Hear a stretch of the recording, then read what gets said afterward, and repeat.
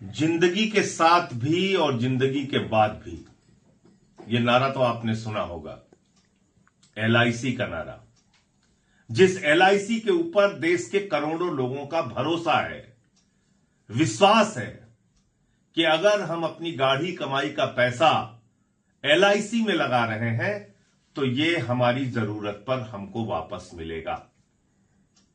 लेकिन उस एलआईसी संस्था को देश के प्रधानमंत्री नरेंद्र मोदी ने अपने दोस्त अडानी के लिए कैसे बर्बाद किया, कैसे नष्ट किया, इसकी एक रिपोर्ट वॉशिंगटन पोस्ट नाम के अखबार में आई है।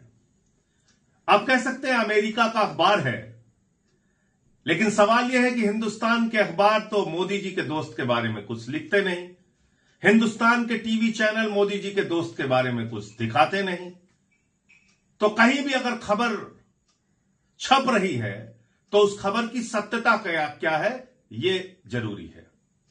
तो सत्यता इस खबर की यह है कि आपकी जिंदगी की गाढ़ी कमाई का पैसा उस एलआईसी से उठा के, जहां पर देश के 25 करोड़ लोगों की जमा पूंजी रखी हुई है, उस पैसे का 33,000 करोड़ रुपए अडानी के शेयर और बॉन्ड खरीदने में मोदी जी ने लगा दिया।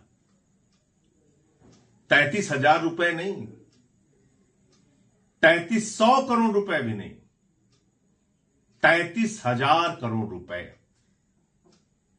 आपके स्कूल के लिए पैसा नहीं है, अस्पताल के लिए पैसा नहीं है, महंगाई के लिए पैसा नहीं है, आपकी जिंदगी में सुविधाएं देने के लिए पैसा नहीं है, किसान का कर्ज माफ करने के लिए सरकार के पास पैसा नहीं है,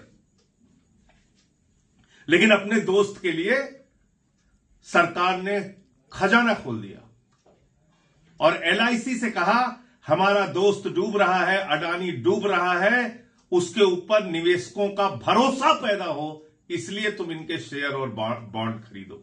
और 33,000 करोड़ रुपए का शेयर अडानी का एलआईसी ने खरीदा। अब आपका भविष्य जिंदगी के साथ और जिंदगी के बाद भी नारा देने वाली एलआईसी से नहीं जुड़ा है, अडानी से जुड़ा है। अडानी डूबेगा, आपका पैसा डूबेगा। अडानी का जब ये रेत का महल गिरेगा तो उसमें देश के करोड़ों निवेशकों का भी पैसा डूबेगा। सवाल तो बनता है, आवाज उठानी पड़ेगी। क्या अपने एक दोस्त के लिए देश को इसी तरह से नीलाम किया जाएगा? रेल हो, सेल हो, कोयला हो, गैस हो, बिजली हो, पानी हो, समुद्री तट हो, एयरपोर्ट हो, सब कुछ अगर अडानी को दिया जा रहा है तो आप कहां खड़े हैं सरकार की निगाह में? आप खुद सोचिए। जय हिंद।